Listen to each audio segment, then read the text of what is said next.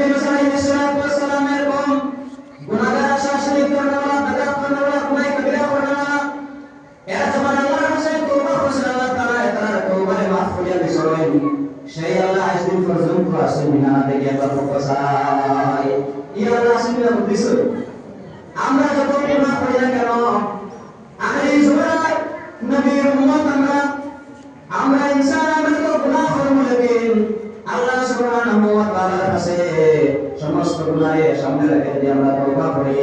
এই মসজিদে কওমের মত আল্লাহ সুবহানাহু ওয়া তাআলা আমরা জিন্দেগির সমস্ত গুনাহ মাফ করে দেয় সুবহানাল্লাহ আমরা তওবা করা লাগবো ওরা লাগবো আজকে ওরা আল্লাহর সুবহানাল্লাহ করতে আমরা জুড়ে পড়িত না একবার আপনার দিল থেকে যদি আপনি সুবহানাল্লাহ পড়বেন আল্লাহু আকবার পড়বেন লা ইলাহা ইল্লাল্লাহ সুবহানাল্লাহ ইন্নী কুনতু মিনাজ জালিমিন পড়বেন হাজারবার প্রয়োজন নাই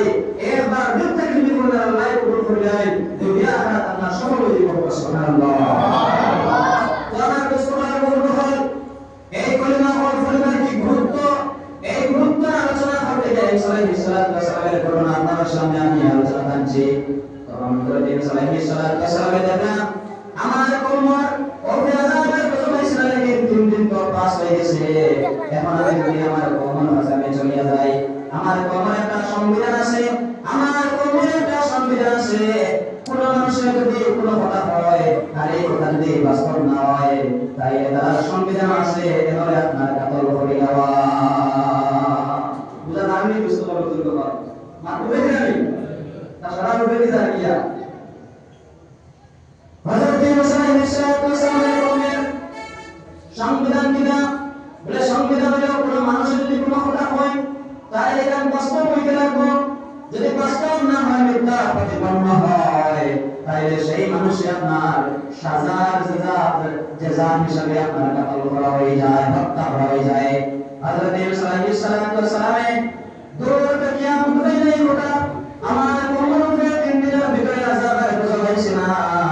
এতই আমি যে কথা হইয়া ইসলাম সেই কথা মিথ্যা প্রতিপন্ন হয়ে গেছে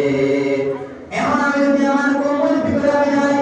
তাই তারা মানে মিথ্যা সেই প্রশ্ন করি আমার কাতল করব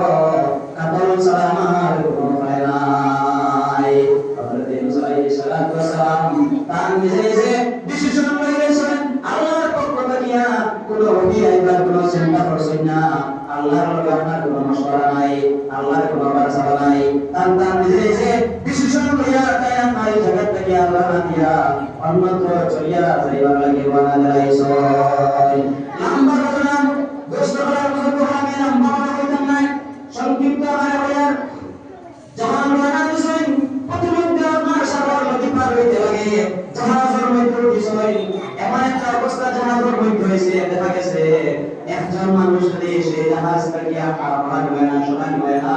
তাইলে সমস্ত জাহাজের মানুষ ডুবিয়া মারা যাইবা এখন খারে বলা নিয়তো আইলো সামনে বলা নিয়তো